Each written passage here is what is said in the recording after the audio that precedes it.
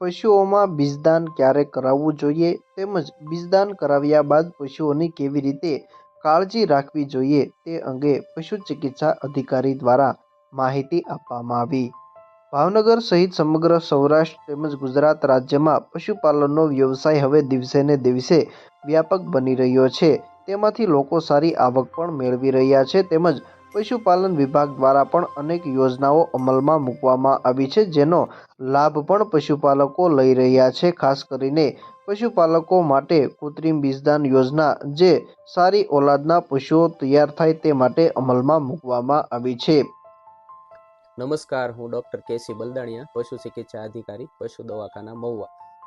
આમ તો આદર્શ પશુપાલન કરીએ છીએ તો પશુ છે આપણું કિંમતી પશુ ગાય કે ભેંસ દર વર્ષે એકવાર વિયાજણ કરે તો જ ખરા અર્થમાં તે પશુપાલક ભાઈઓ માટે કહેવાય ને કે પ્રોફિટેબલ છે।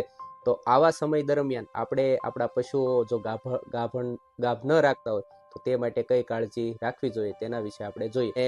તેમનું જે પ્રથમ ઋતુચક્ર છે તે હીટમાં આવે ત્યારે જો આપણે પ્રથમ વાર જવા દે અને બીજા 21 દિવસ પછી જ્યારે હીટમાં આવે ત્યારે તેમને બીજદાન કરાવીએ તો તે ચોક્કસથી ગાભ રાખતું હોય છે। અને આમનું પણ યોગ્ય નિદાન થાય કે તેમને જ્યારે ગરમીમાં આવે છે ત્યારે એકદમ પારદર્શક પ્રકારની લાળી હોય છે, તેમાં કોઈ પણ પ્રકારની ખરાબી ન હોય તો સવારે જે આપણું પશુ હીટમાં આવ્યું હોય તો સાંજે 12 કલાક પછી આપણે તેમને બીજદાન અથવા તો નેચરલ સર્વિસ કરાવી તો આ પશુ છે એ ગાભ રાખવાની શક્યતા ખૂબ વધતી હોય છે।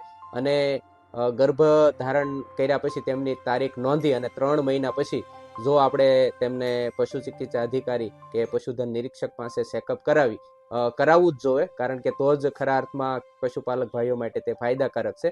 તો ઘણીવાર આવું થતા પછી કહેવાય ને કે વારંવાર છે એ પશુ આપણા ઉથલા મારતા હોય છે, તો તેમના ઘણા બધા કારણો છે કે પશુનો જે છે ગર્ભાશયનો પૂરતા પ્રમાણમાં વિકાસ ન થયો અને તેવા પશુઓને આપણે એઆઈ કે નેચરલ સર્વિસ કરાવી તો તેનાથી તેમનું કહેવાય ને કે ગર્ભાશય છે તે ખરાબ થતું હોય છે અને ખરાબ થવાના કારણે તે વારંવાર ઉથલે પણ ચડે છે। તો તેમનું વ્યવસ્થિત ચેકઅપ કરાવવાથી યોગ્ય માર્ગદર્શન મળે તો એન્ટીબાયોટિક સારવાર છે, મિનરલ મિક્સર પાવડર છે, ડીવોર્મિંગ છે, આ કરાવવાથી જે વારંવાર ઉથલા મારતા પશુઓ છે તે આપણે રોકી શકીએ।